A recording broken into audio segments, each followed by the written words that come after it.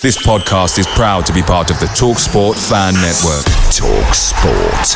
Powered by fans.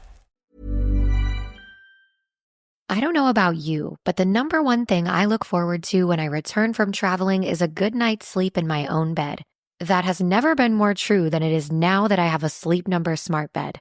I get so sore after traveling on planes, but after literally one night in my Sleep Number smart bed, my body feels restored, rested, and relaxed. The fact that my bed actually listens to my body and adjusts to my needs to keep me sleeping soundly all the way through the night is worth it alone. Not to mention, my husband and I never need to argue over firmness because we can each dial in our own Sleep Number setting. Why choose a Sleep Number smart bed? So you can choose your ideal comfort on either side. And now, for a limited time, Sleep Number smart beds start at $849. Prices higher in Alaska and Hawaii. Exclusively at a Sleep Number store near you. See store or sleepnumber.com for details. We're BetMGM Sports and Casino. We know things aren't always golden. That's why we offer you the tools to keep your place safe. Set timeouts to always ensure you take a break when you feel like you need it. Set reality checks so you know exactly how long you've been playing. And set deposit limits to help control what you spend. Stay golden with BetMGM. Play responsibly. 18 plus.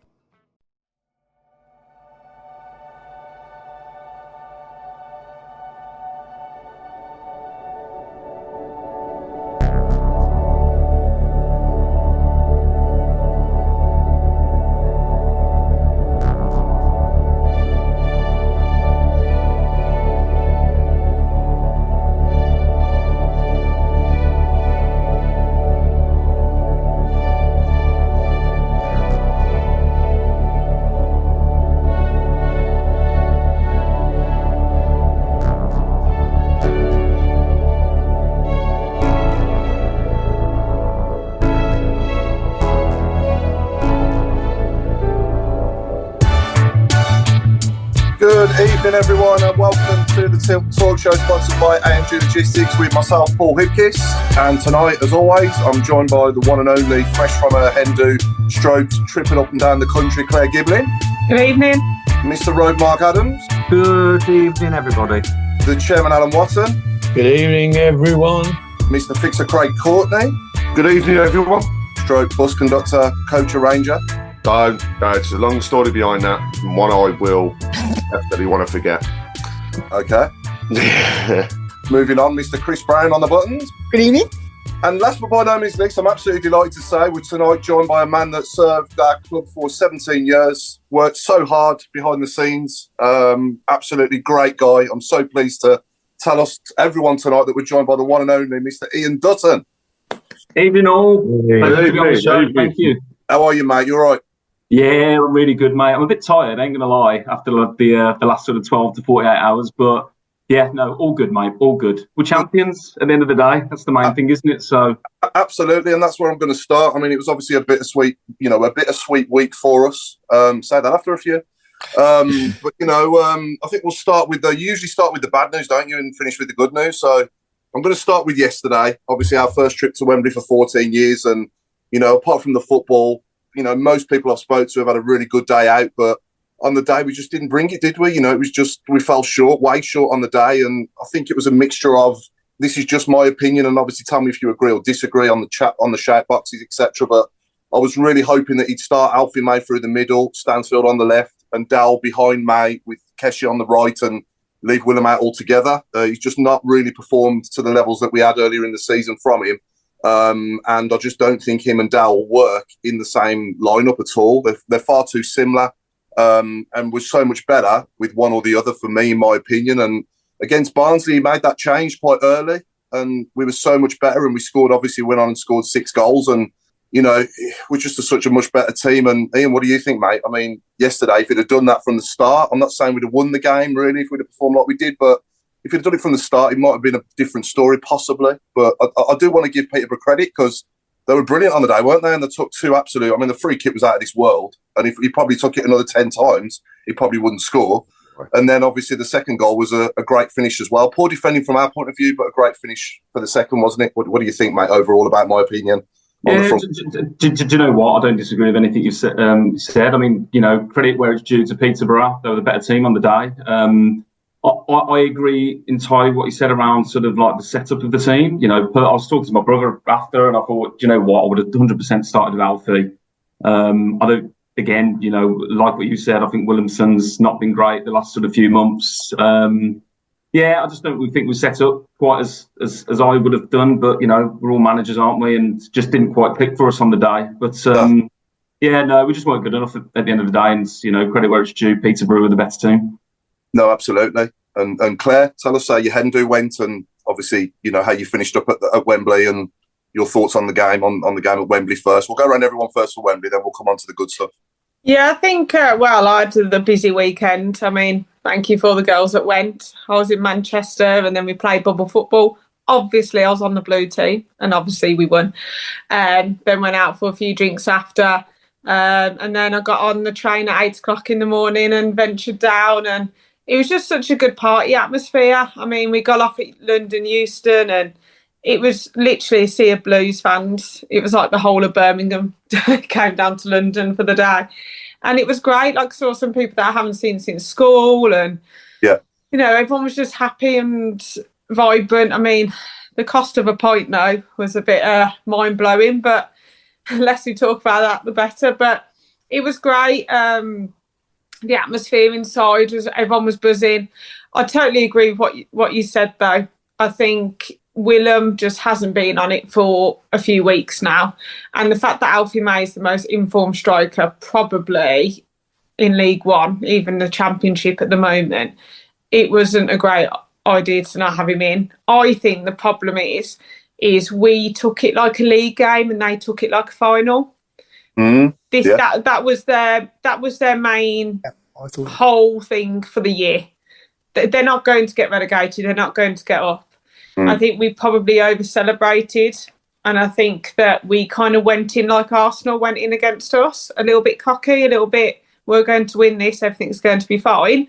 I mean, I spoke to Peterborough fans on the underground, and they were like, you're just going to beat us. I think you're going to win 4 or 5-0. And we kind of went, yeah, good luck, but we hope you don't do anything. And then all of a sudden, that goal went in, and I feel like we just needed something we'd lacked. I don't know what we lacked, but we just lacked something. If Jay scores his chance, it would have been a totally different game. I think we're a bit laboured, and it worries me about when we do go up, we're not quick enough. We haven't got any pace. If you put their front three in our team, that would be frightening. And I think like Poku just was quick. They just beat us all over the park. They wanted it a bit more. I mean, when the Duke came on, he had a really good chance. I mean, it was a good save from him. We're not going to talk about him a lot because he's one of them. But like they were, like Laird should have got the ball in quicker. We were just lacking that extra 10%. And if we had that extra 10%, I think we would have done okay. But I mean, my mum's been to Wembley. Everyone had a good time. And afterwards, so we went to the Box Park before. Atmosphere was incredible, and even after we had a couple of drinks after, and it didn't feel like we'd lost a game. It just felt like we were just having a party.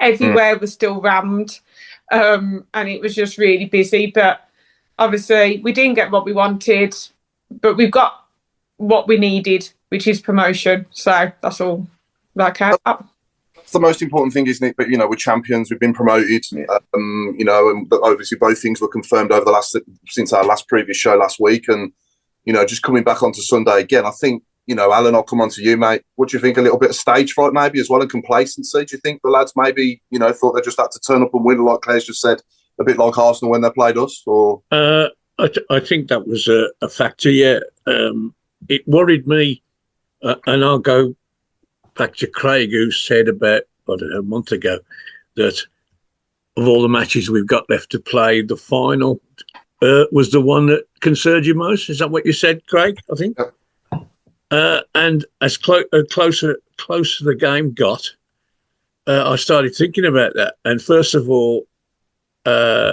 we win promotion and we have a party. And I'm not suggesting that anybody, did anything that they shouldn't have done. but it's a deflection from, what is the purpose of my next game? And then we had a bonus celebration on Saturday, where promotion turned into champions, and I think that shone through. It's yes, we were like Arsenal, yes, but it was exactly like the Charlton game 8 months ago. We had a lot of the ball, never created a chance. They scored not a great goal, a poxy goal to be honest, but that can happen.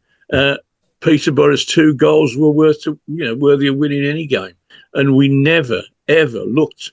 When was the last time we scored a free kick? I could go back. Granger against the Albion 2 seasons ago. When have we scored one since like that? And we've got direct free kick, you mean? Direct free kick.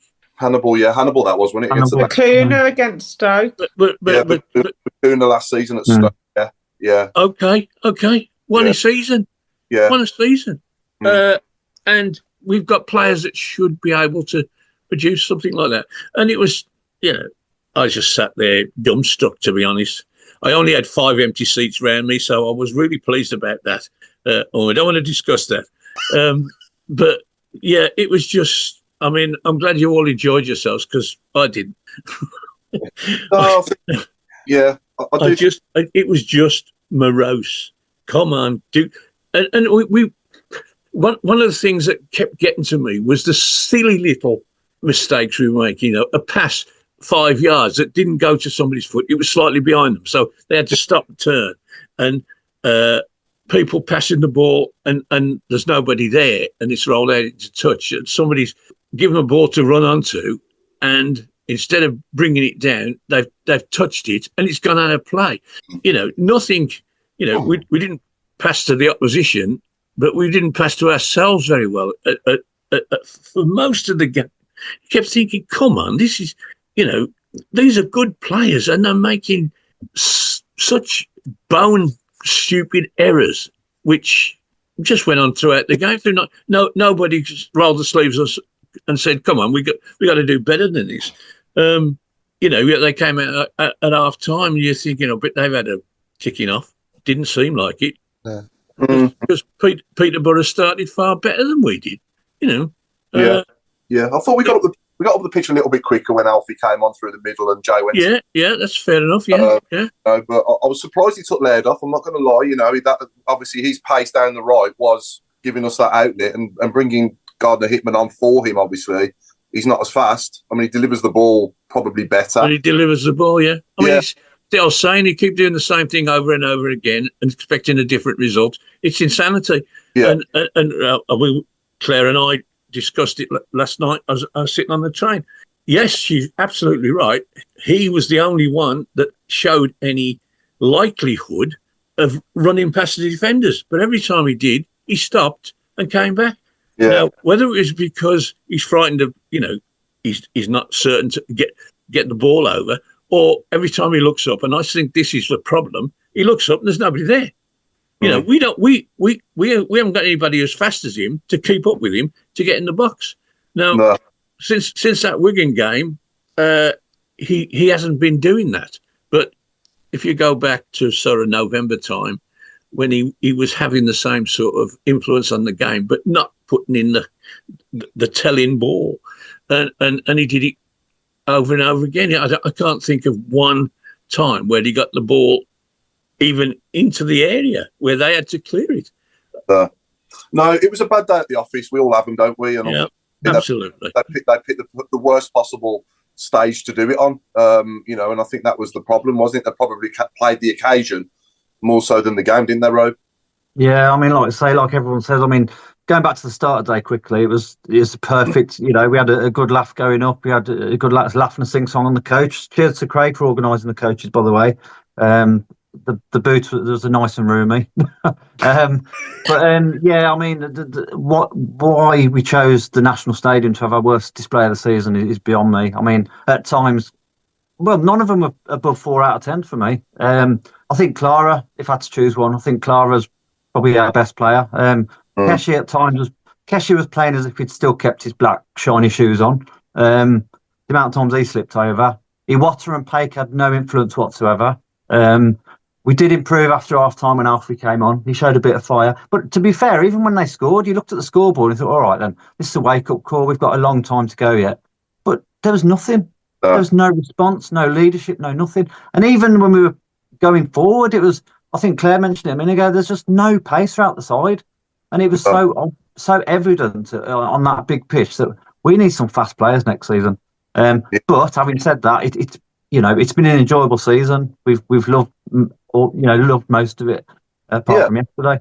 But a one-off trophy game can't detract from what we've achieved. The target was promotion, smashing the league, and we've more than done that.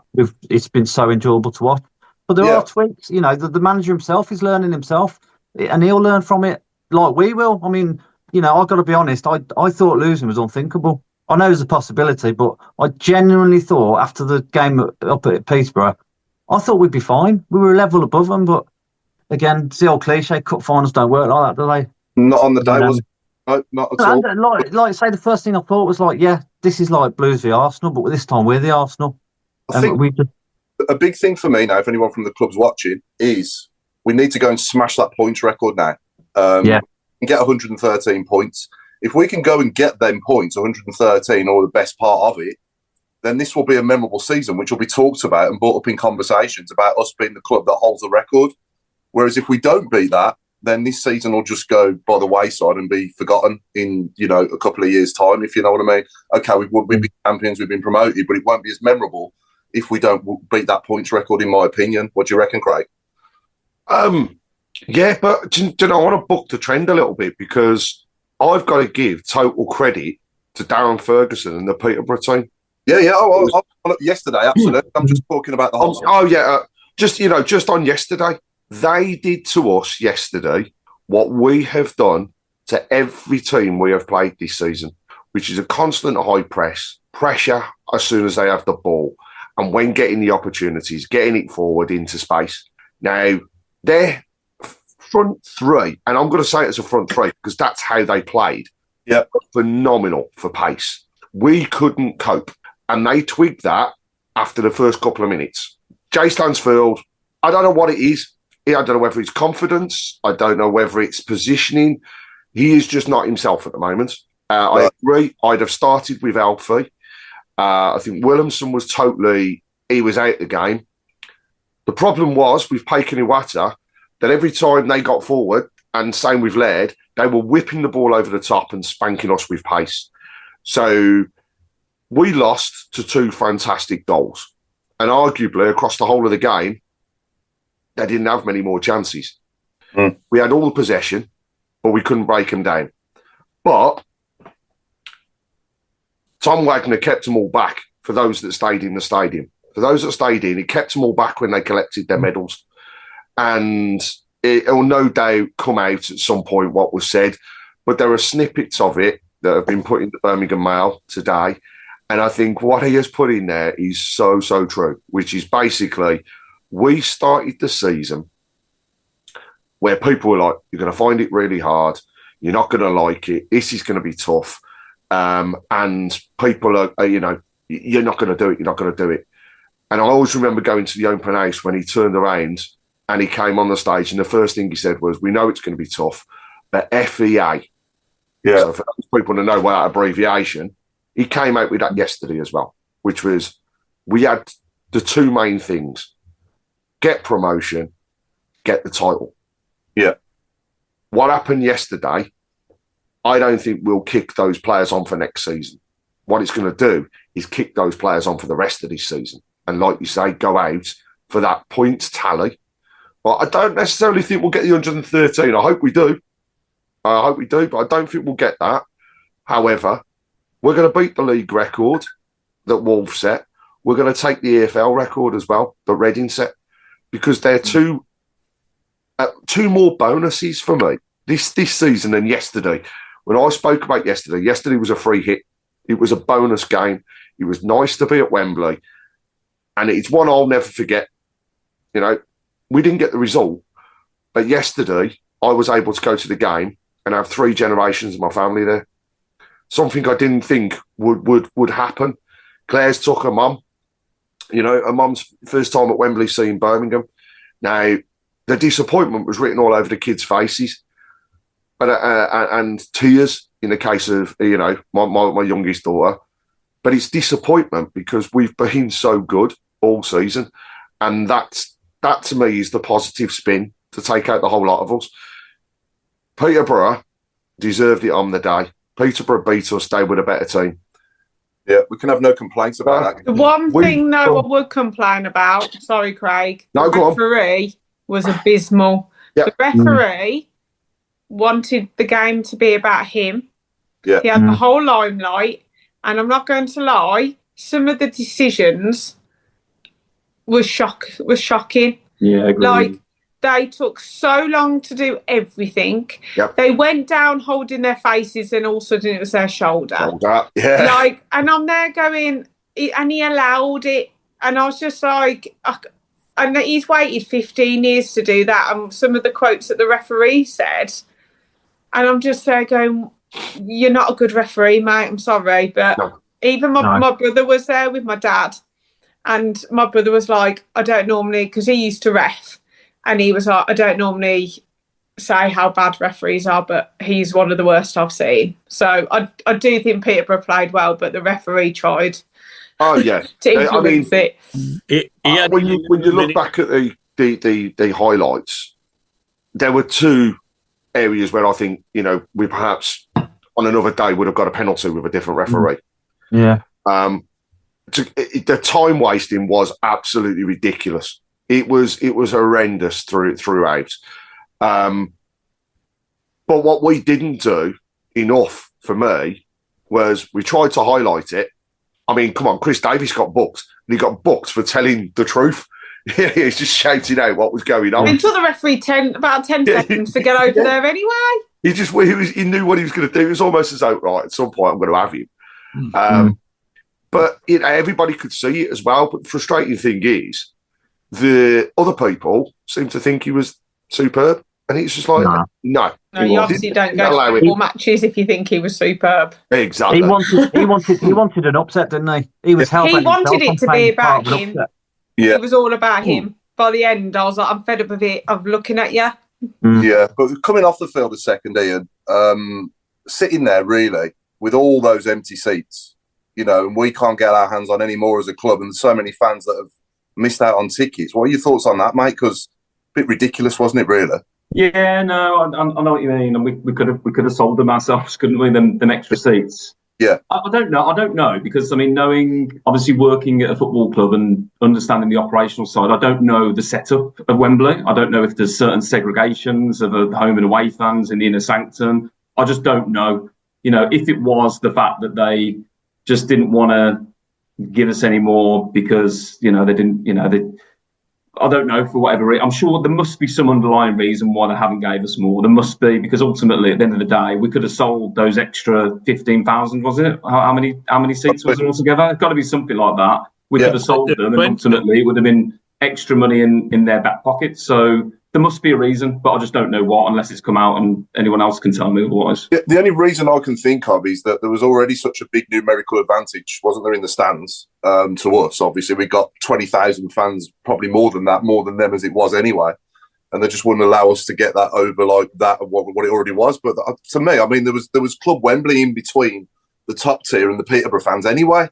Yeah. So I don't see it. I can't think of a reason why they couldn't have done it. Yeah, I don't know.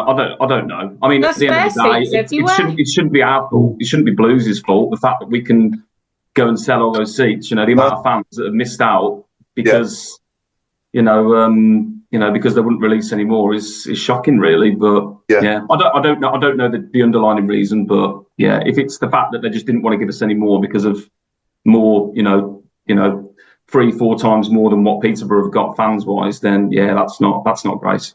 But also, as well, you know, they're missing out on a fortune of money. Exactly, absolutely. Yeah.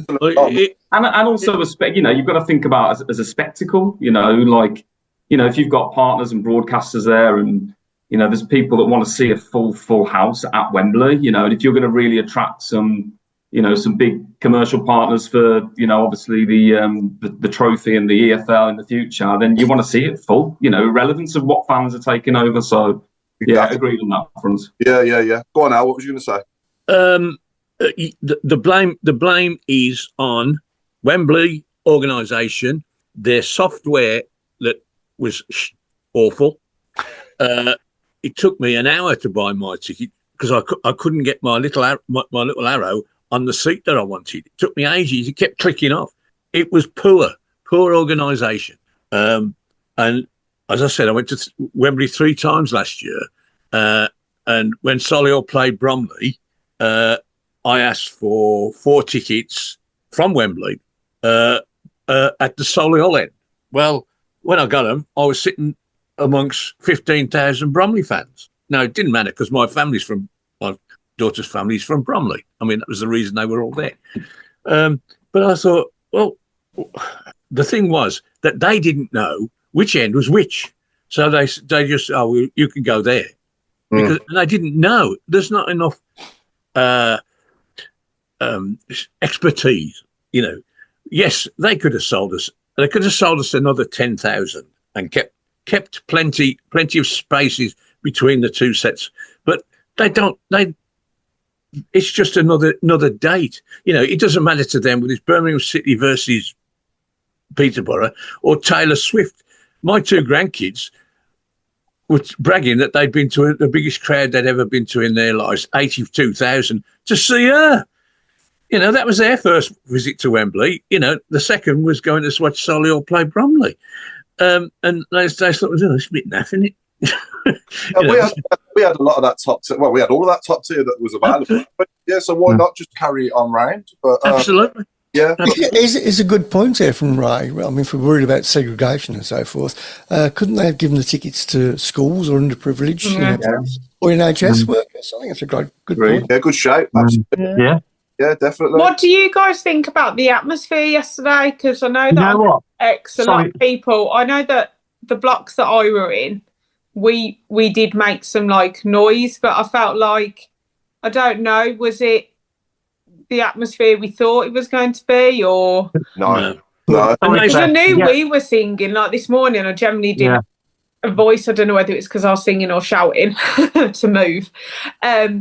But I think that, I don't know whether it was because, I don't know whether it got to the top tiers. I don't know whether there was different blocks singing.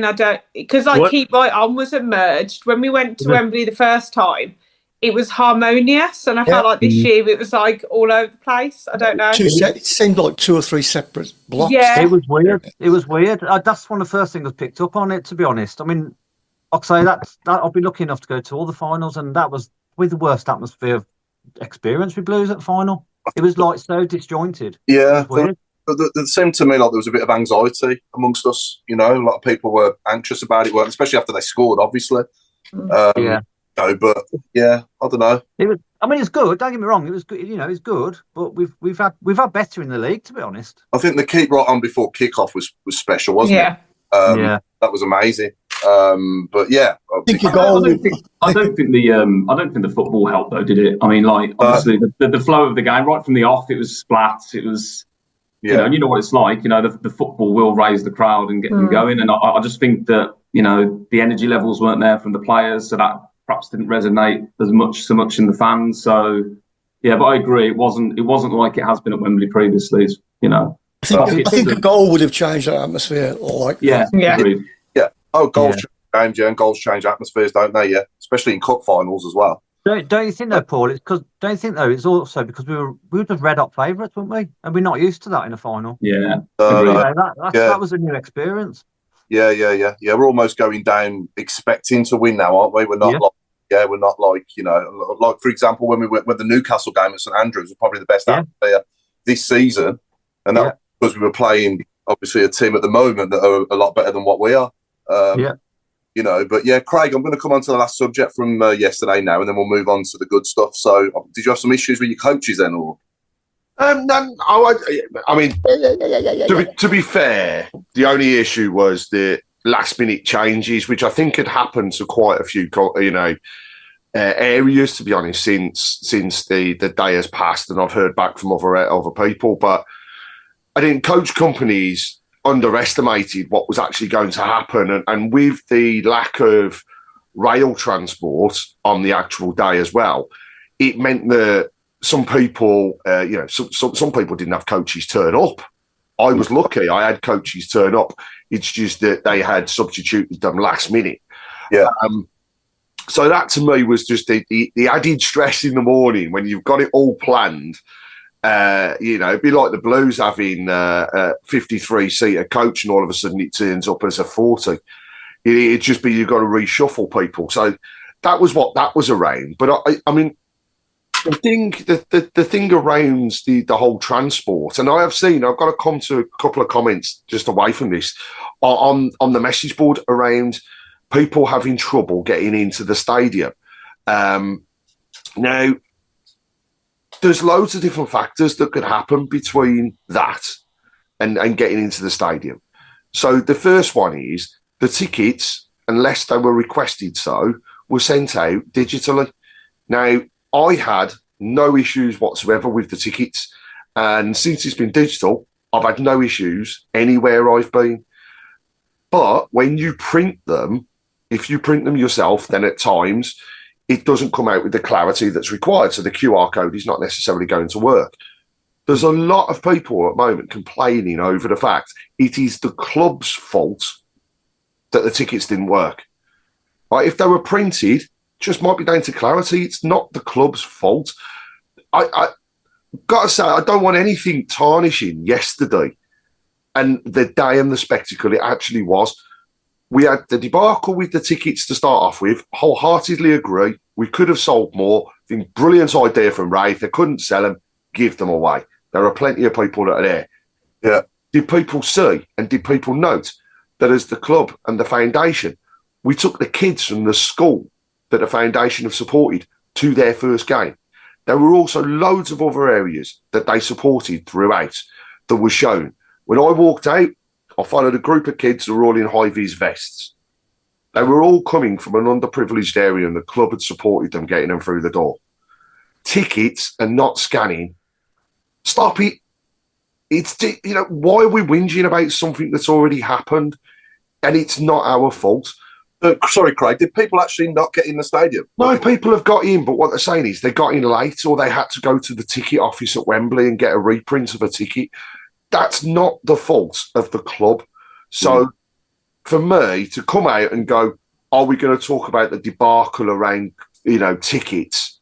What debacle? There were 45,000 plus Birmingham fans. We all got in.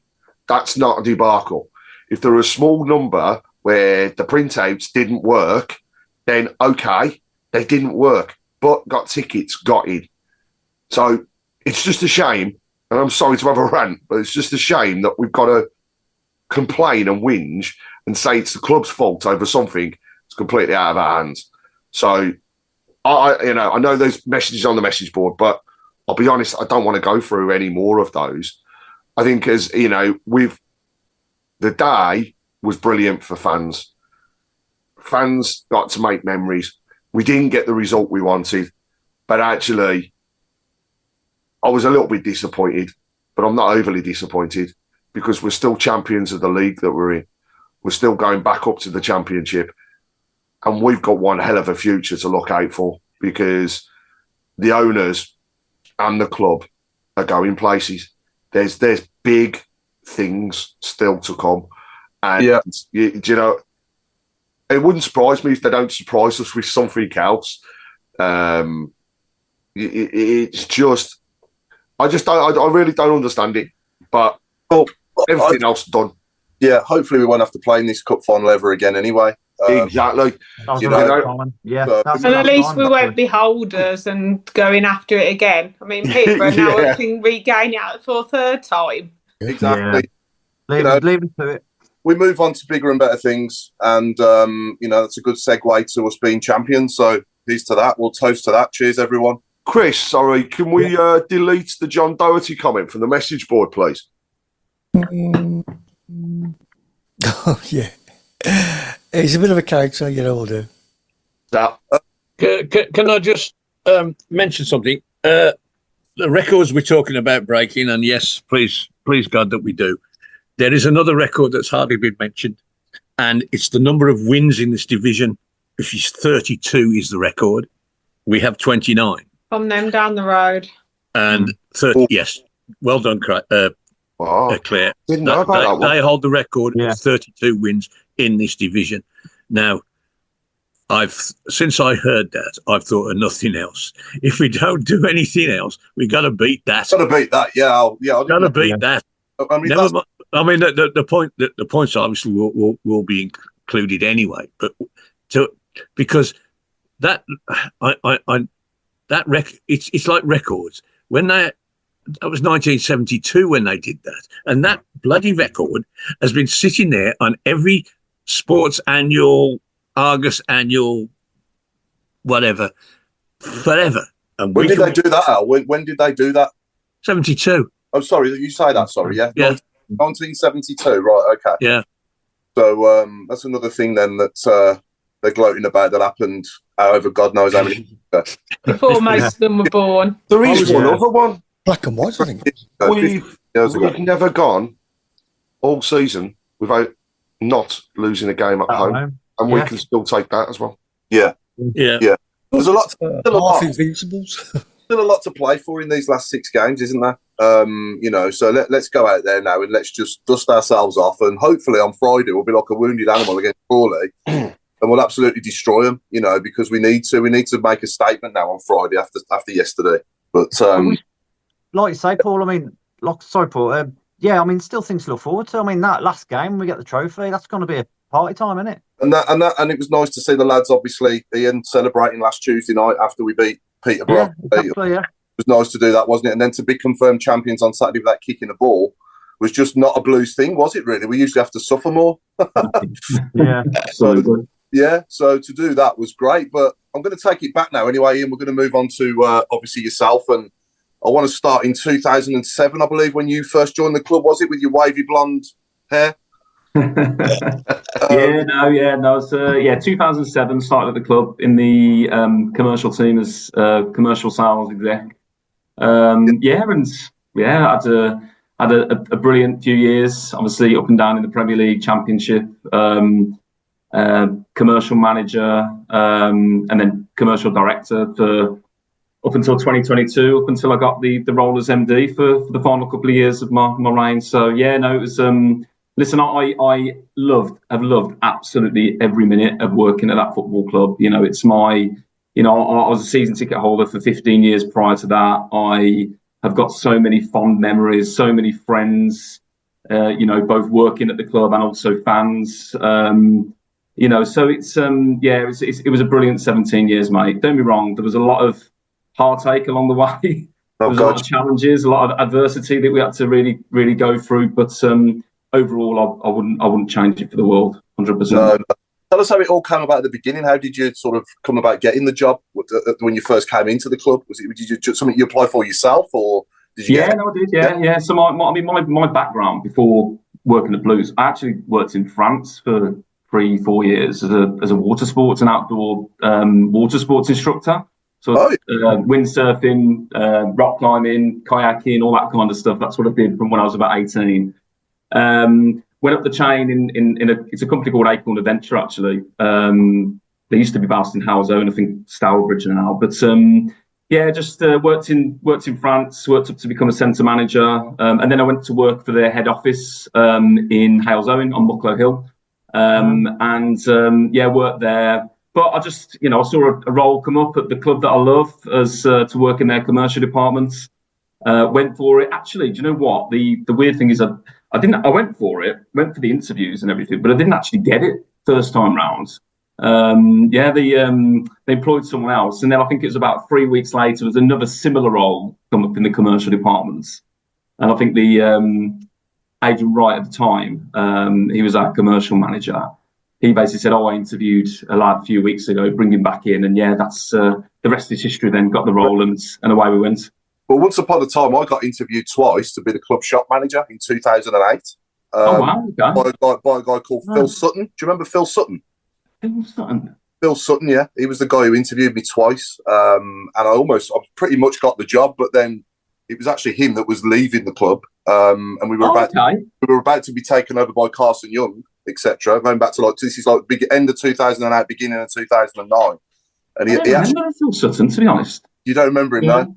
No. He actually advised me in the end not to come into the club and be the club shop manager. So he said I would. Yeah, he advised me to swerve it, so I did at the time. So yeah. Yeah, so no, that's how I got into the role, and obviously Karen and was MD and had the Sullivan Gold era running the club. My first boss was Stevie Bruce as a manager. Obviously, first manager when I was working there. As he was there for about 4 months, I think it was. Then McLeish come in thereafter, and what a lovely guy, McLeish, absolutely top bloke. Yeah. So it's a shame he left the way he did and he went where he went, wasn't it? Because he'd probably have a statue now outside. God, absolutely. But I think even he realises that he obviously made a bit of a big mistake with that one. But he was the one manager to win us, the League Cup, and give us some honours, in recent years. So nothing could ever take that away from us, will it? So no, not at all. And I mentioned Newcastle earlier, and I want to take a brief moment just to wish Eddie Howe a speedy recovery from pneumonia. He's got pneumonia, hasn't he? I heard that today. Going to miss the next couple of games, and hopefully he's back in the dugout sooner rather than later and makes a full speedy recovery from that as well, because he's such a great manager, isn't he? And hopefully one day will be the England manager as well. Yeah, well said, Paul. Yeah, absolutely. A certain Mark Meredith, who is, I think, currently over the Atlantic at about 37,500 feet, has joined us on the message board and has said that when you started, you were like a magazine model back then, apparently, with your wavy hair. I think when I actually first started, I'd just come back from holiday, and I had long hair, and I used to use, there was I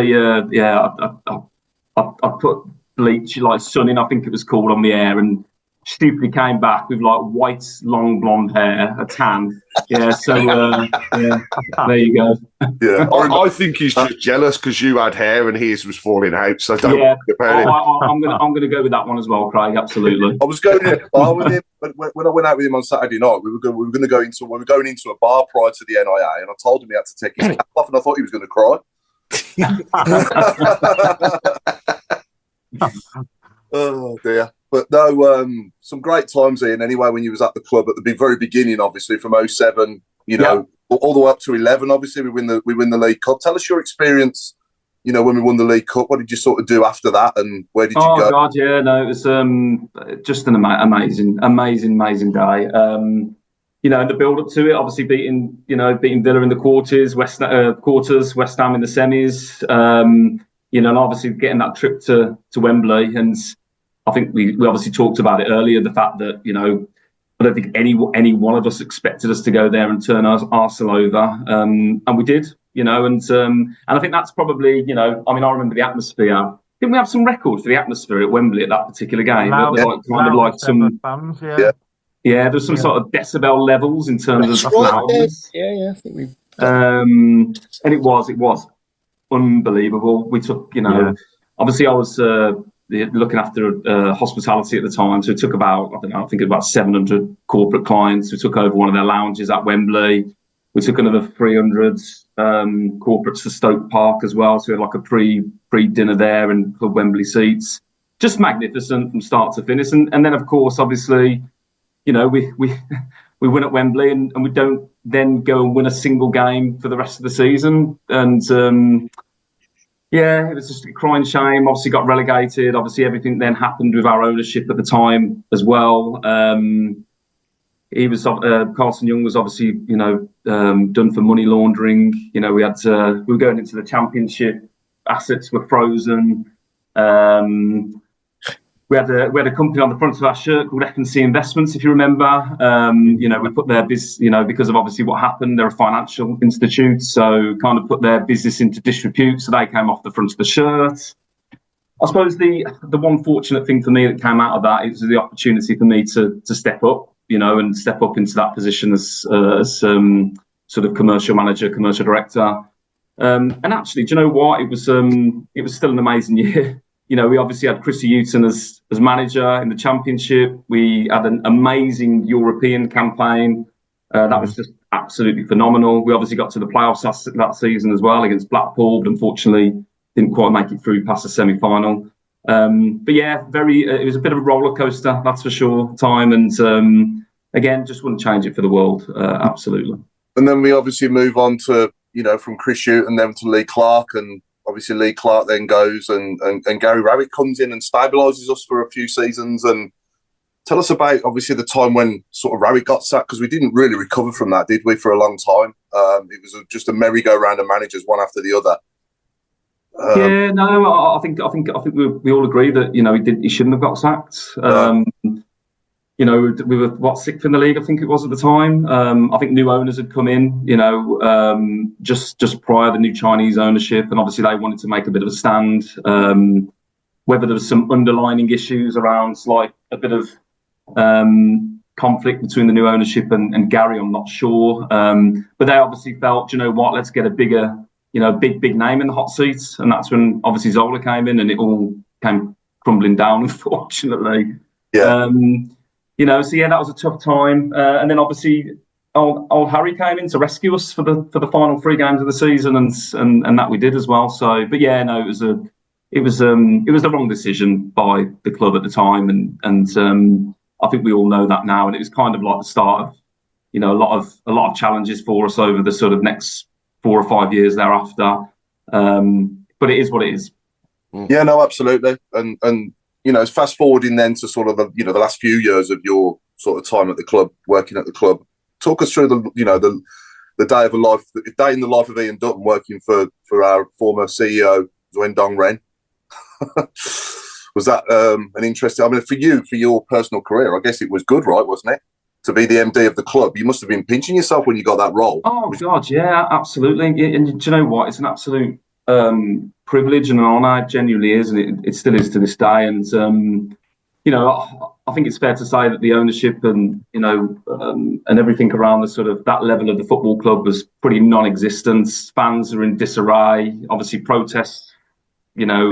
Every single game, and I think they felt that they needed someone that hopefully has a bit of a connection with the football club. Obviously, fan himself can obviously be that sounding board for fans, and has got a lot of knowledge and a lot of expertise in terms of running the business side of the football club, and yeah, that's when they put me in the hot seat, and it was I'm not going to lie, it was a testing time. I think if you remember, I went quite out of the traps when it comes to like social media, and I just wanted to constantly communicate with fans and to just keep them updated, because I just hadn't had any communication for years and years and years, and I just wanted to make sure that they felt like the club did respect them, and that we did know that we feel their pain, and it was challenging. But you know what, the thing is as well, it's I worked with some really good people. Forget obviously that sort of hierarchy, the ownership side. Actually, do you know what? In the inner sanctum, there's some really, really good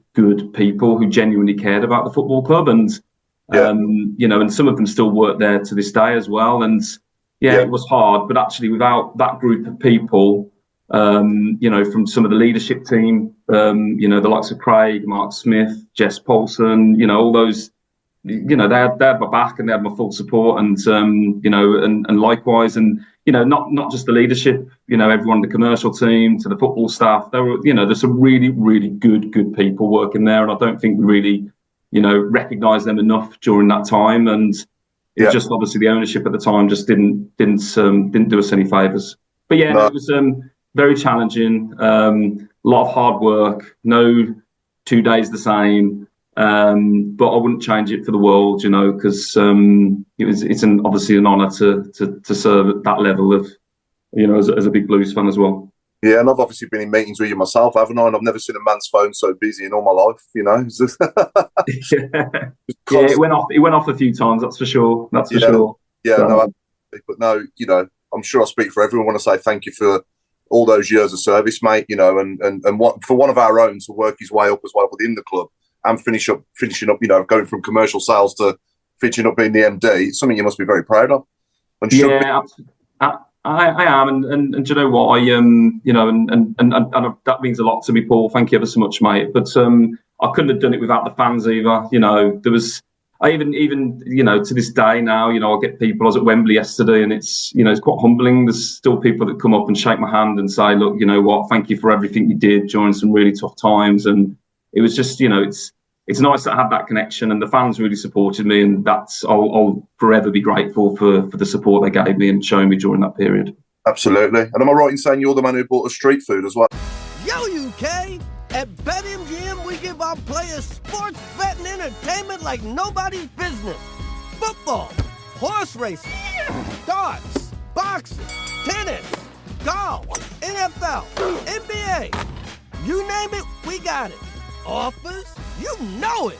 Bet £10 and get £40 in free bets. BetMGM, it's showtime. New customers only. Exclusions apply. 18 plus. Please gamble responsibly.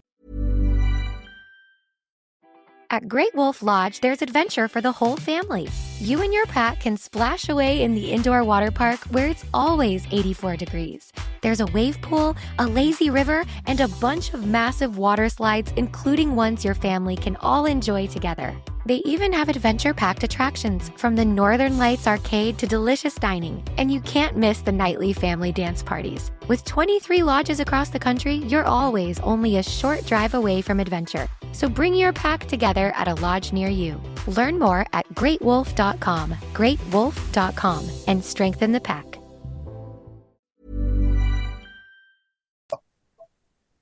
Yes, well, it wasn't just me, but yeah, the team of people behind the scenes, yeah. Alongside Jake Malbasta had a big play in that, actually. To be fair to him, and we just tried everything we could. We didn't have any, a huge amount of budget to go and play with, but we just tried to be as creative as we possibly could. Try where possible to enhance the matchday experience. That was really important to us.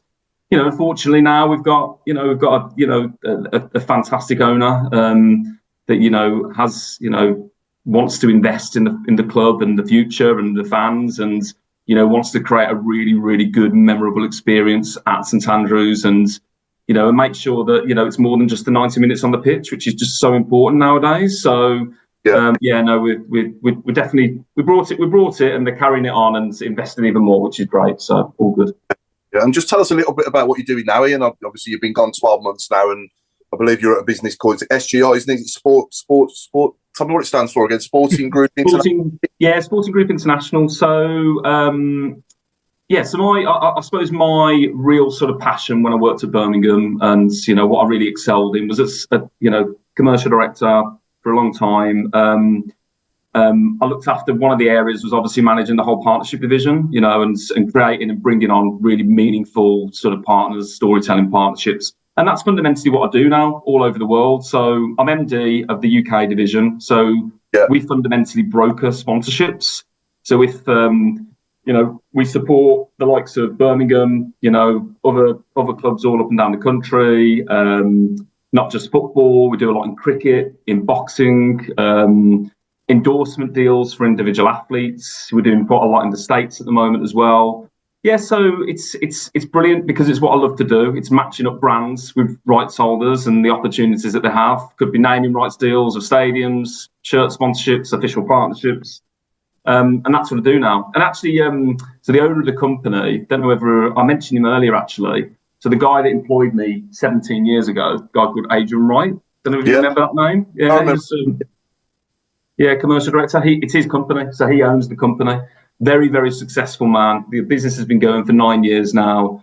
We've got a headquarters on Temple Street, but we've got an office in Spain, in Italy. We've got 2 offices in India now because we're doing loads in India. Doing a lot in Japan and in the States, as I mentioned as well. So yeah, he's the group CEO and the co-founder of the company. Sorry, so great to be working back with him and some other really good people within the business as well.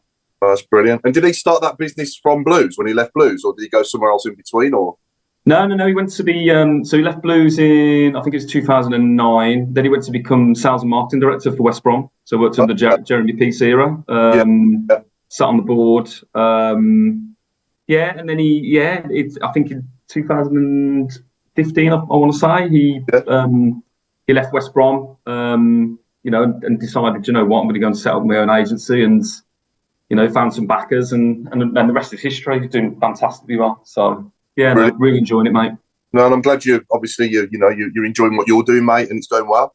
First 12 months have gone well for you. It's great to hear. Yeah, no, it has, mate. Really, really appreciate it. Yeah.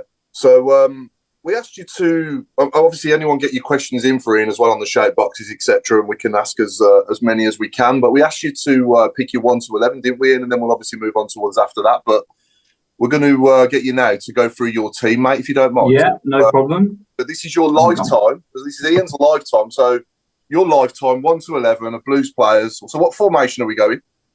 We're going for a 3-5-2.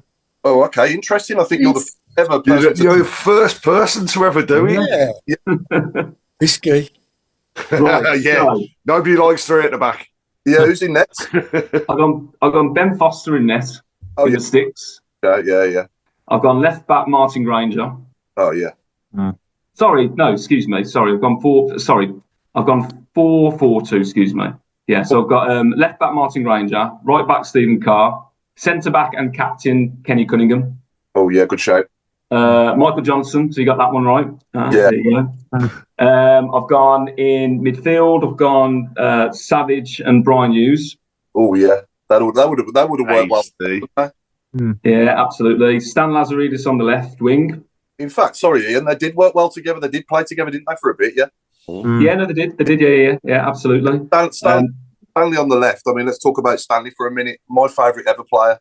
Absolute legend. Oh, yeah. Stan Lazaridis, absolute legend. Loved him to bits. What a player as well. Superb. Brilliant. I remember he came back. Remember with the reunion dinner. I think it was like 2010-11 or something, and he flew back from Australia. It was the 10-year anniversary of the promotion, wasn't it, of Cardiff? That's it, yeah, 10-year anniversary of the promotion. Yeah. He came over and, it was great to see him back at the football club. But, absolutely unbelievable player, definitely. Yeah. I've gone Jose Dominguez on the right wing. Oh, okay, that's an interesting one, yeah. He was quality, though. Absolutely. And then I've gone up top, I've gone for Dougherty and Forsell. Yeah, that's my front two as well. Good shape, yeah. And then manager... Sorry, mate. Did you get a headache on the right though? With Seb Larson or Devlin or Pennant or Chris Burke or? Yeah, no. I mean, there could have been a load of different options. To be perfectly honest, I think these are just players that really stand out for me. Certainly when I was, a lot of these players are actually prior to me actually working at the football club. You might have seen. So other than Stevie Carr was there and whatnot, but yeah, I think actually just Stephen Carr, Foster, and Forsell when I worked there. But yeah, just players that are just like heroes of mine. Always give it their all. I like a player that really genuinely just gives it gives it their all. They might not necessarily be the quality might not always be there, but just someone that wears wears the badge with pride, basically. And the manager I picked certainly did that when he was at the club in Barry Fry. I've gone for Baz. Just a fantastic man, a fantastic person, but just got so many fond memories from those days, obviously back in the mid-90s. And he's just still absolutely loves this football club to bits, and the fans still absolutely love him as well. So, yeah, I've gone for Barry Fry as the manager. Yeah, and you say Cunningham was your captain, sorry? Cunningham captain, yeah. Yeah. Imagine that now, those three behind, say, Jay or Alfie May up front, if you had Stan on the left, Brian Hughes and Jose Dominguez on the right. Frightening, absolutely. Yeah. Exactly what we need. We need a modern day. If we can find anybody in the same street as them three anywhere, then that would be my request. You mentioned, I think it was Claire actually, that mentioned that. I mean, if we could land that, that Poku, I think he'd do a great job for us. He's realistic option, isn't he, really? Yeah, no, he is, absolutely. Yeah. I mean, we possibly could have got him last year, I think, from what I gathered. But he's, I think he's out of contract, isn't he, this summer? So, but I think there's a few clubs sniffing around him. But yeah, if we can land him, it'd be absolutely superb for us. Yeah, we got any questions coming in for Ian, Craig, on the shout box or anything on the shout box at all you want to bring up? Or I'm saying he's the top man. Yeah, I was going to say I'm number one fan tonight.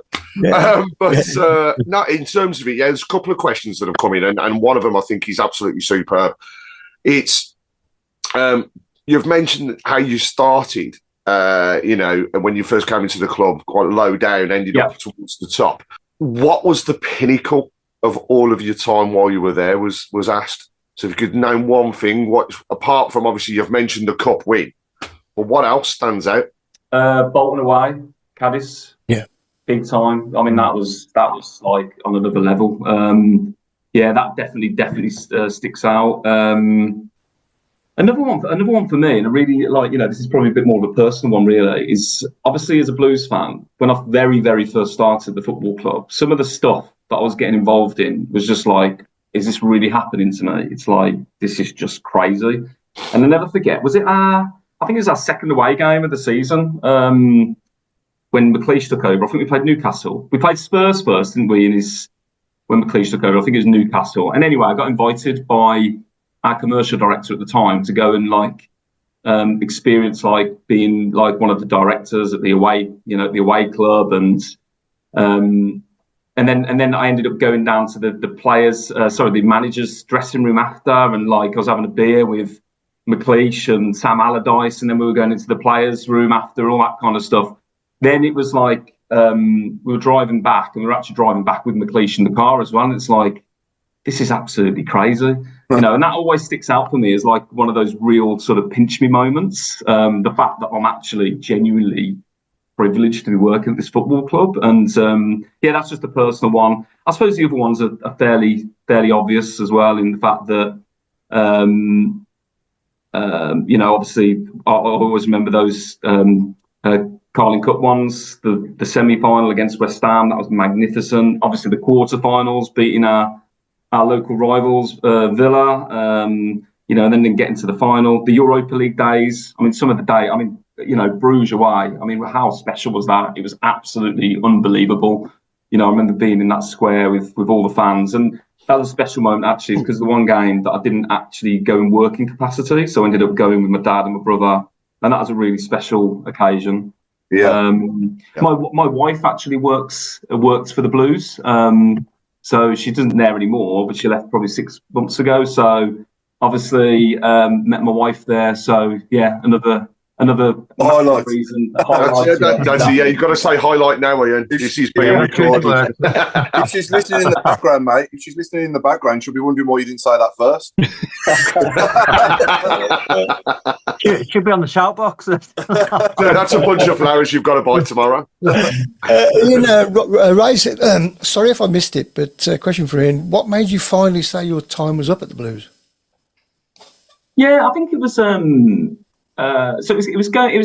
So United took over. I think it was June, early July. I think it was. Obviously, Gary Cook came in as the new CEO, and I've known Gary for a long time. Great guy. I knew him from his times actually at Man City. I just sat down with him, and they wanted me to stay on. They wanted me to stay on as MD of commercial.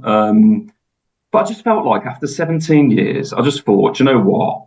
I just felt like it was time for a change for me. I just wanted something a little bit different. There was an opportunity that I already kind of, this MD opportunity had already been muted to me by Adrian. And it was something that was local, still in the Birmingham area, but kind of still had the opportunity to do what I love to do, which is obviously execute partnerships and sponsorships at that level, still remain in sport. I just thought it was kind of you're handing over the baby, and now it's in good hands now, so I can kind of move on and go on to a new chapter. So that was it, really. That was it. It was the club were absolutely magnificent with me. Very, very respectful. Asked me to stay on for a period of time. To obviously help with the transition, etc.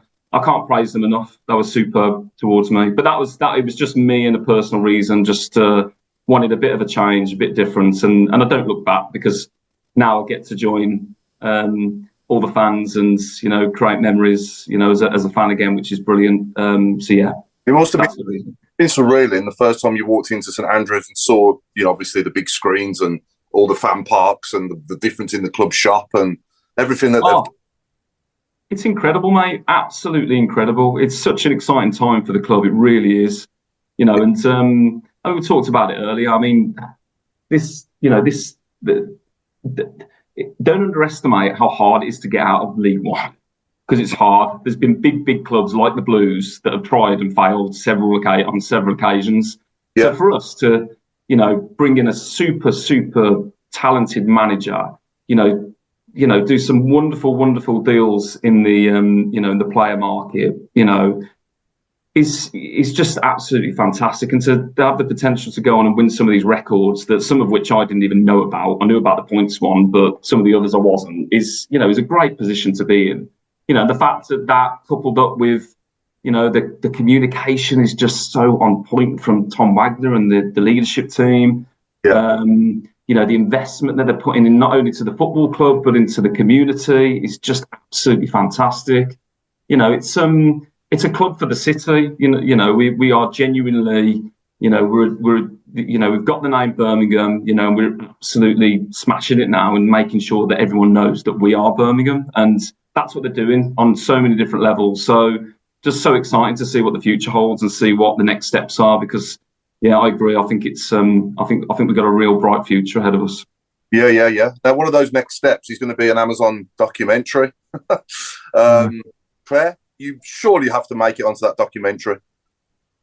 I hope so. Let's see. I mean, the pictures they took of me at Wembley, literally, you could explain the game in them, to be honest. Yeah. So, but the name of it, though, has to be Joys and Sorrows, doesn't it? Surely. Yeah. I'd hope, or we keep right on. It's got to have something. But I mean, I ended up on Sky Bet on the video on there as well, celebrating us getting promoted on Tuesday night. So let's hope. If I do, don't I? Actually, Paul, we haven't discussed that too much. Claire, you were there. Robe, I think you were there as well. Yep. Tell us. Robe parked next to me because obviously he wanted to be right near me for the old day. Then we had a pint from the pub. We did, yeah. We pulled up in the car. My mate Jane drove us, and she pulled up, and there was Claire stuffing her face with a it was a lovely tuna and pasta on my wedding diet. Do you know what I mean? No pies for me. I couldn't hear what Claire was saying, but judging by her mouth, said something like, "Oh God, he's here." So I turned, and then all of a sudden, Rose's face was there, and I was like, "Oh." Right. Nah, honestly, it was a good laugh. To be fair. Yeah. We had a pint, and then we went up because we wanted to try and get near the front. Saw John Clark and told him about my love for Laird still and how I hope he plays. And then, but again, I thought Peterborough played quite well on Tuesday. I thought that they had a threat again. But I mean, Alfie May winning a header. I mean, who would have thought that? Yeah. And then obviously they scored. I do think we do need to work on set pieces. I think it's something we seem to let in a lot of goals at set pieces. Yeah. And then when we scored for promotion, it was just a party. I'd work the next day, but it was worth every bit of tiredness, wasn't it, Rogue? Yeah, it was. It was a really good night. It was. It sort of whetted the appetite for Wembley a bit. But yeah, it was. I don't think anyone wanted to leave the away end, did they? Everyone just wanted to stay and have a party. So yeah, it was good coming out. And I don't know if you saw it, Claire, coming out afterwards. We saw sort of the executive offices and sort of Craig Garner was leaning out the window and joining in with the singing and all sorts. So yeah, it was a really good night. I'm really glad. I think away from home, we've sold out every game. We did get a little bit of stick about tickets at the start of the season, and it just meant something Tuesday. I did get a bit teary when that final whistle went. I think how we felt when we got relegated. I mean, I bawled my eyes out, and it was like the best thing ever. Then to be there for that moment, and it was just brilliant, really. And when you go up and down the country. And I know that it's my choice to do that, but it means everything to see us get promoted. And I can't wait to, instead of travelling 2 hours, go 3-4 hours to Portsmouth and Southampton and Sunderland and Ipswich and Norwich and that. So it's been a long road, but at least there's been more joys and sorrows this season. And it's the people that go. So like meeting Robe up there, and there's a few of us that go, there's a few people that literally it's their life home and away, and we put everything we can into it. So it was just one of those experiences that I'm glad that obviously when we play Mansfield and lift the trophy, everyone can experience it then, and we can have a proper party. Yeah, that'll be a good day. Definitely. And I think it was a party atmosphere that was replicated no matter where it was being watched, actually, because I think it was one of those where you went in desperately hoping that you were going to see the result that got us over the line. But then there was also that little bit that was like, oh, this could still go wrong. And it was nail biting. But then for everybody that got a chance not only to go to the ground, but to watch it in the various places, I think it was just a complete party. And do you know, if there's one disappointment about becoming champions before you kick a ball on your home turf, it's that we wasn't, it wasn't in front of the fans. So going into Friday, I know Friday is going to be a big party. We know that Mansfield, that last game, is going to be a huge party on the Sunday. But isn't it, kind of me just thinking, it's such a shame that we couldn't have just finished it all off in front of the fans. And it is a weird one, champions before you kick a ball. So, but I'll get used to that, Craig. I could get used to it, mate, to be honest. I think it'd be, mate. It was confirmed in September. I was going to say 5-1 odds on a double promotion. Who's tempted by it? Yeah. I think we need a lot of investment first, though. I think it's going to be a lot harder than we think. Yeah. But I mean, next season, there's no excuse. If you haven't had a ticket for an away game this season, the season before, 13 away games did not sell out. Every single away game should sell out now, because nobody should be moaning that there's no tickets. So when we're going up to Sunderland on a Friday night or 12:30 kickoff, should be up there now. There's no excuse, really. So yeah, I'm not a smoker, but I was close to just lighting up a cigar on Saturday afternoon when Wrexham drew. No, fair play, Wigan. Thank you for that. Yeah, absolutely. Just on the subject of next season, which we touched on this a few weeks ago when we were talking about how many people do you think how many players will still be with us next season? Percentage wise, what do you think now with the squad? I think we said 10, didn't we? Did we say 10 leave? 10 or 11, I think. We said 10 or 11, didn't we? So Dukey, we reckon he might become like a player coach or a coach of some sort. I can't see Tyler Roberts getting back in. George Hall doesn't play. No. Donovan will probably go. You got some of the other two on loan as well. Ben Davis might go back to Rangers. I might fancy him. I think I've got a funny feeling we're not going to sign Kieran Dowell as well. I don't think we're going to. That's just my gut feeling. I could be completely wrong. Showing quality at times, don't get me wrong. He had a stinker yesterday, didn't he? But overall, he has. He's not the only one, by the way. A lot of players did. But I think, for me, Kieran Dowell, he has shown quality at times, hasn't he? But has he got it for the next level above? I'm not sure. I don't know. Good squad player, though. He's got the experience. He played for Norwich, didn't he? And he's played higher up. So I think the experience will help. Yeah, I think there's other players that we might like to keep, but they'll want to move on to play more, the likes of Alfie May and Leonard, possibly, to get more game time if they can't get in the first 11 regularly. To be honest, Paul, sorry, Paul, I was going to say, we was on about talking last week about the final who'd miss out completely. I didn't think Bierlich, it was a shock him not being involved. He was fantastic on Tuesday. Yeah. Considering he came out from the cold, he was absolutely brilliant. It was like he'd been playing every week. He's changed my mind. I thought, I think he would be a good squad player as well. Yeah, absolutely. And he can play in different positions. He can play all along the back.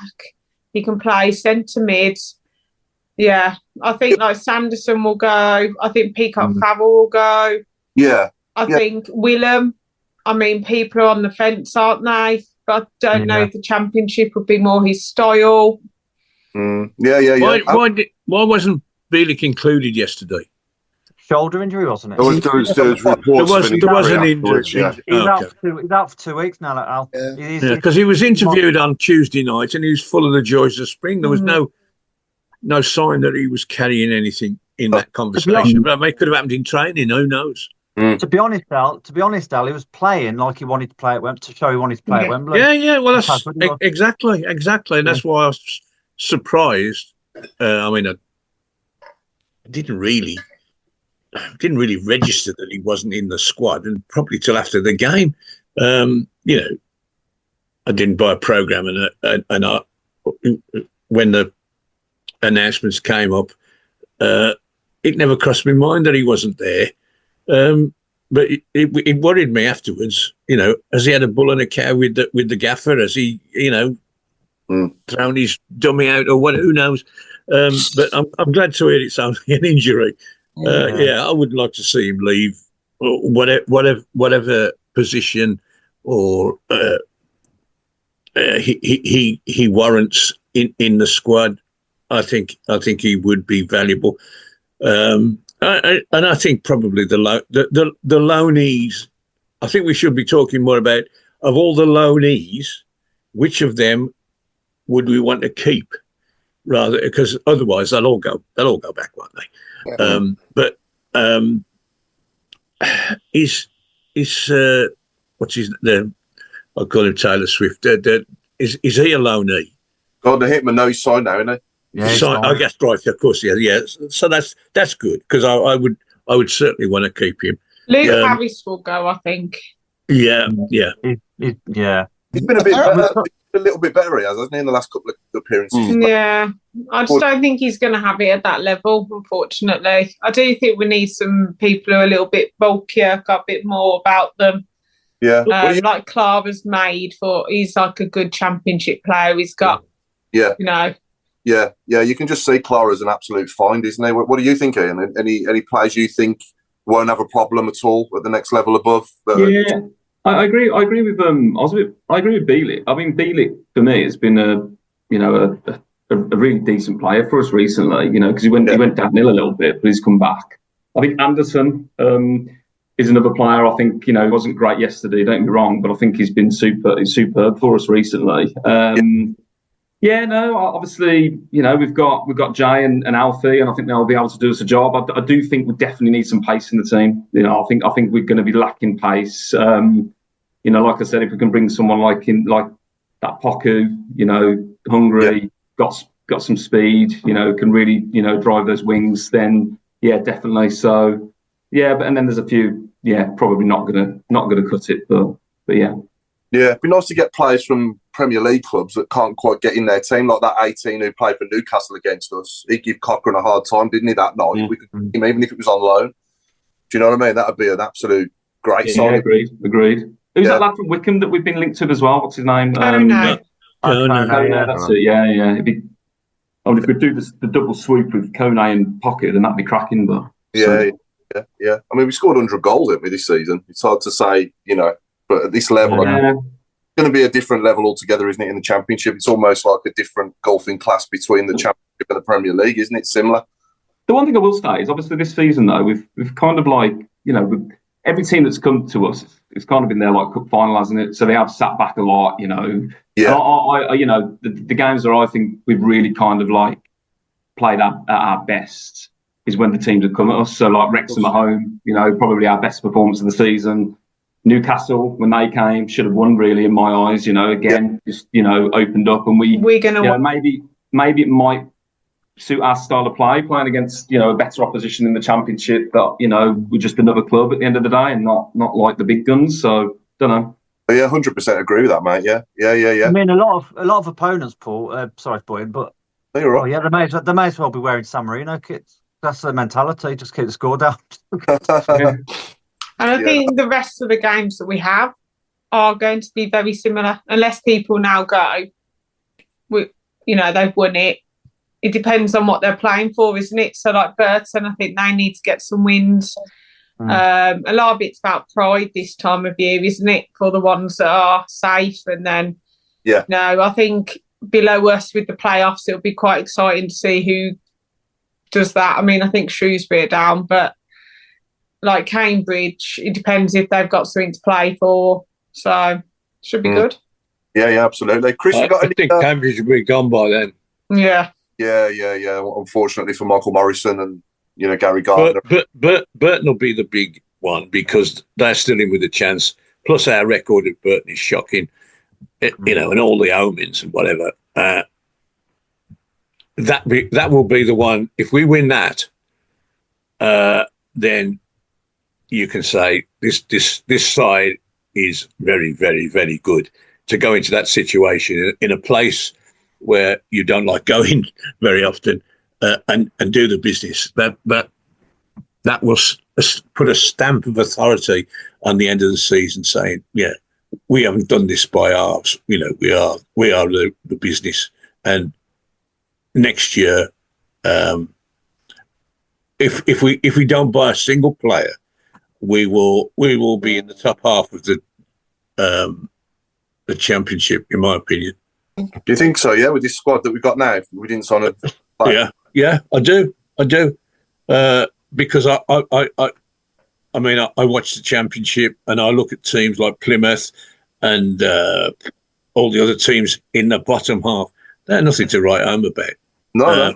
Until you get to the Leeds and the Sunderlands, and don't forget, we 12 months ago we wiped the floor with Sunderland and Coventry, and the Albion, who are up there, are up there in the mix. So why shouldn't we at least be in that situation? I'm not suggesting we're going to do what we did this year, but I think we've got the basis of.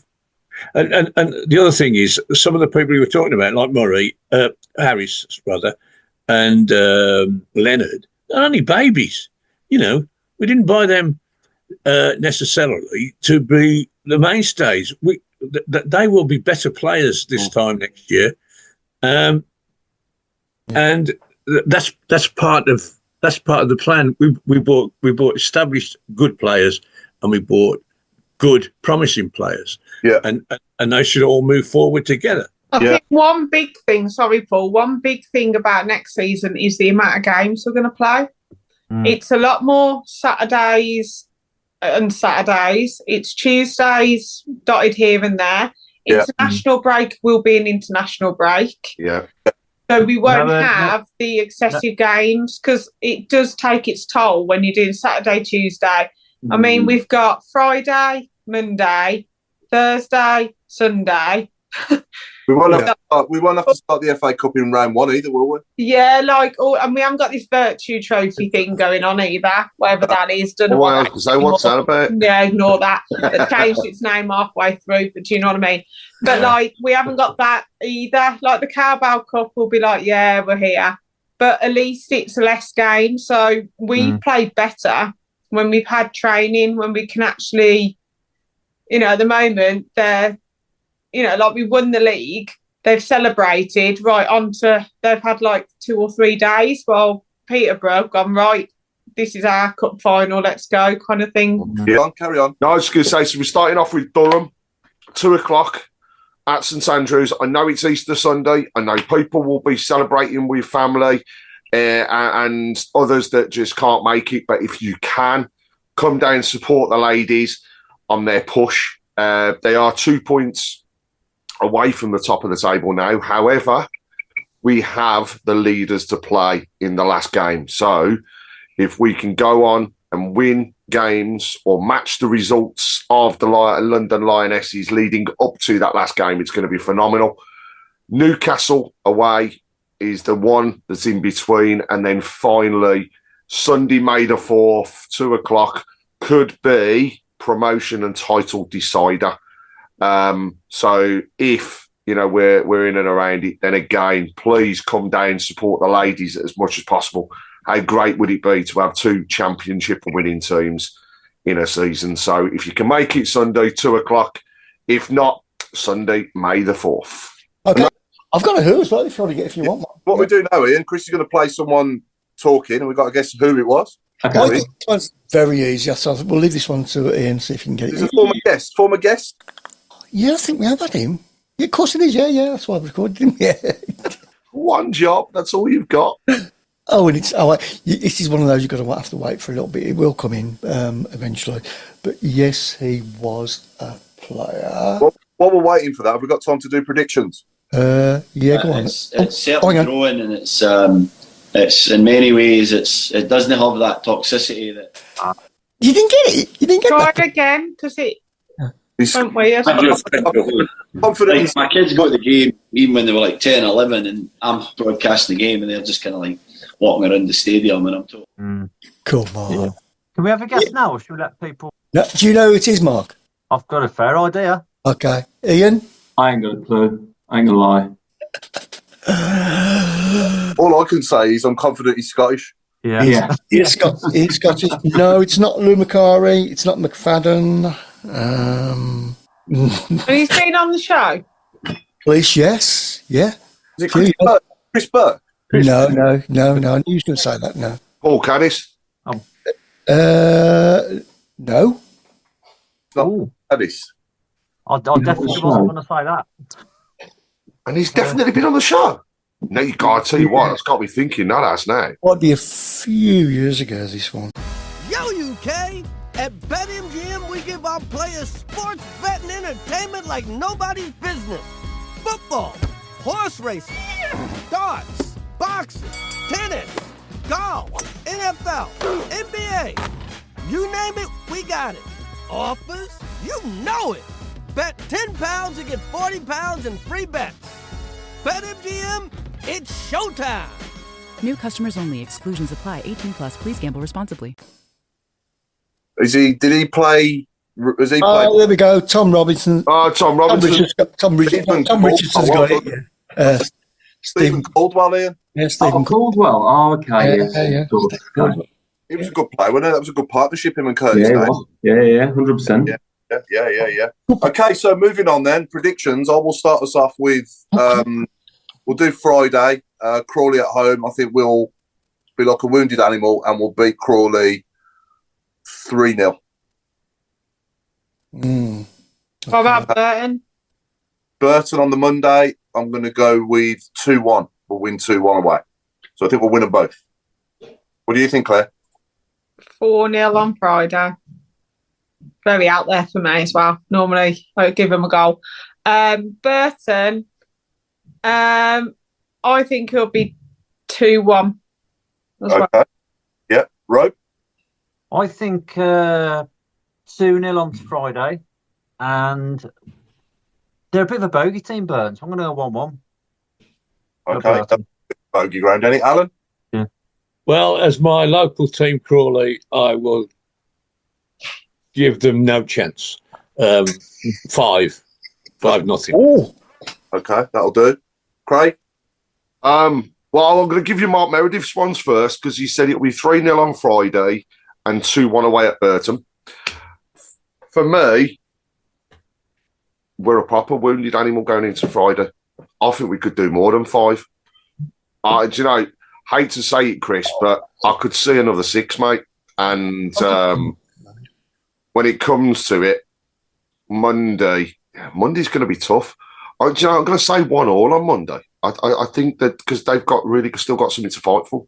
So I'll go 1-1 Monday, and I'm going to say 6-0 Friday. Wow, that'd be lovely to witness after yesterday, wouldn't it? Ian? Yeah, I'm confident we're going to win them both. I'm going to say 4-1 Friday, and I do agree with everyone. I think it will be close on Monday. I think 1-0 will win. Yeah, are you going to both or either of them? I'm going on Friday. Yeah. I'm going Friday and the Mansfield game as well. Yeah, nice one. And Chris, last but not least, what's the odds on 2-3-0ls? 2-6. So you know what I mean. I'm still sticking by that. It don't work like that. I'm going to go for 2-3-0s. 2-3-0s, yeah. You get good odds on that, I think. Yes. And I think I'll take 2-1 for Burton as well. I'll be well pleased with that. Do you reckon Lloyd Dyer will come out of retirement? One last time. He was like the bogeyman for us, wasn't he, for a few years? Yeah. The message board, I know we're running into Fergie time, but we've got 2-0 and 3-1 from Ray Hobro. Jason Hughes is saying he predicts a riot. Ray Cornish has gone 3-0 and 2-0. Paul McCarthy, 2-0 Friday, Monday, 3-1. And those are the only ones that we've got on the message boards. Yeah. No can I just give a quick shout out to all the people we met yesterday at Wembley? Because some people we met for the first time and just some really nice people who came up, gave good feedback about the show and said hello and stuff. So, good shout. We said we'd give a shout out. He actually thought he had friends, but what I will say is to the one person that walked up to Mark and said, I feel for you every Monday. You take so much abuse. And the other lads, well, I don't know what to say about them. When Mark Meredith was standing next to him and I was standing in front, and they never said a word to us. So we're going to continue that abuse now, Mark. I'm sorry. Just reminded me, week before last, just before the Barnsley game, I bumped into a guy who used to sit behind a long time ago. When I was sat behind you, Alan, the guy who used to sit behind me, do you remember him with the long hair? Yeah. Ball teacher, yeah, lovely guy. And he's now got a son, and his name's Bryce, and I promised I'd give him a shout-out on the show, and it slipped my mind last week, so I just want to say good evening to Bryce and keep right on, and hope you're doing well, mate, and hopefully we get hopefully I'll bump into you again on Friday down there as well. Do you remember us playing at Scunthorpe in a cup replay? He and I were interviewed by Sky before the game. And that's how I met him. Oh yeah. Obviously, then when he turned up sitting behind us, I recognised him. Yeah. Yeah, lovely fella. Yeah, nice catching up with him before the Barnsley game the other week, and his lad as well, Bryce, that I've met for the first time. So yeah. But anyway, that's a wrap, innit? Well, it is definitely. Okay, so we've been the Tilton Talk Show. It's good night from me. Obviously, we're sponsored by AMG Logistics as always. It's good night from me, and it's good night from Craig Courtney. As tonight's show has been dedicated to Craig Courtney, and the message board has been on fire, just like to say, it's been about me, and me. So I'm now going to hand it over to me to say good night, everyone, and over to Claire Giblin. It's good night from me. Remember, we're champions. We're promoted. Get in, come on Blues, and let's get 2 more wins this week and onto the robe. Yeah, that's me. So I'd like to say good night, and I'll pass over to Ian. Yeah, good night all. It's been an absolute pleasure to join you on the Tilton Talk Show, and I look forward to seeing what the rest of the season brings as champions, and hopefully we're going to break a few more records and see you down St Andrews very soon. And thanks for giving up your time, Ian. Coming on. My pleasure, mate. It's been a pleasure to have you on. And if you wouldn't mind, if you hand over to the chairman. Oh, sorry, and I'll hand over to the chairman. Thank you. Thank you very much, Ian. And thank you for being with us. It was very, very interesting. I loved it. So good night to everybody. Congratulations on Warwickshire's wonderful win today. Cheer me up now, Ian. And over to the man with the fingers. Chris Browne.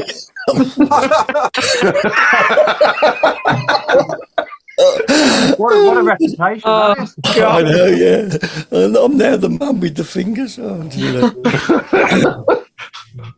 Good night, everybody, and we'll see you again soon. And Mark Meredith said good night, even though it's still daytime where he is. That's nice of him.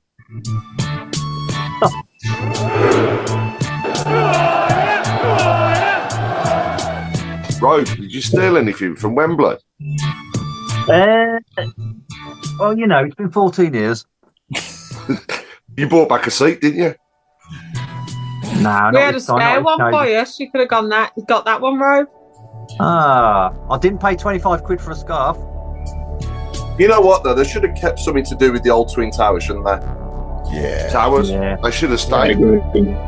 Yeah. Even if they'd have just refurbished them and left them where they were or something and built the stadium around. Do you know what I mean? Yeah, definitely. Yeah, good. Ian Clayton said, are they chocolate fingers, Chris Browne? He's got a milk in there. He's got the Browne man's jumper on, hasn't it?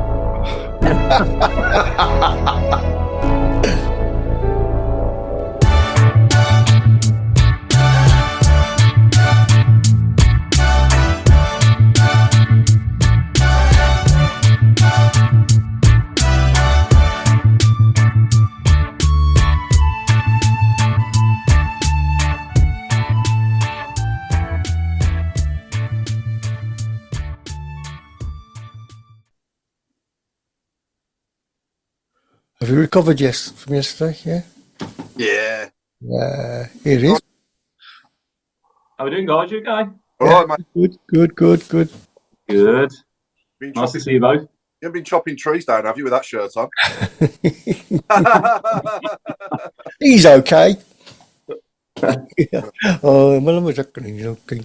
How are you, mate? You all right? Everything going all right with the job now? It is, mate. Yeah, thoroughly enjoying it. Yeah, no, can't complain. I've been there a year now. Can you believe it? Unbelievable. How it flies. I know. It doesn't half. I'll get my camera. Flies by, mate. Flies by. Time flies when you're having fun. You all right, Ro? Hello, Paul. You all right, Ian? You all right, Chris? Hello, guys. How you doing? Evening, gents. Good evening. Still a bit flat from yesterday, but you know what? It was still it sounds corny, but it's still a memorable day, wasn't it? It's still a good day out. Absolutely, mate. Oh, you're only upset, Mark, because you thought you had some friends for a short while and then they all disappeared. Well, I didn't appreciate you threatening to lock me in the toilet on the coach. I just heard Meredith's voice laughing. I just heard Meredith's distinct voice saying, "Let's lock him in." No, it was a good day. Obviously, could have been better, but yeah. Well, I'm on Easter holiday, so I got back from London at 12 today. So. That's right, part-timers. Yeah, forgetting you get all these holidays as teachers. You know, by the time you started working for them, Claire. We deserve it. All the extra time is our holidays. So sorry, guys, to hear about the Blues not winning at Wembley. Such a shame, but let's hope the other West Mids team can do it. Get her off. Who's Honestly, Crystal Palace. Might get a flag myself for in here. No, just wait until tomorrow. We can all put PSG shirts on and watch it play. Oh yeah, we'll be able to watch that. What league's that? Well, at least we're in the Championship now. Oh, good aspiration. So it's all I've had all day. It's, Claire, just remind certain individuals that only champions should be in a Champions League and not these people that just turn up. Yeah, that's why it's called the champion. That's why it's called the Championship.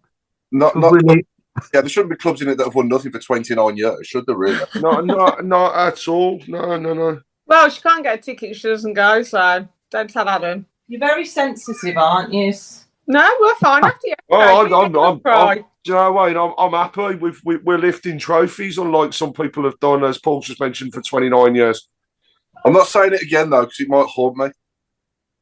We'll be fine. Give us 10 years. Sorry, don't know where...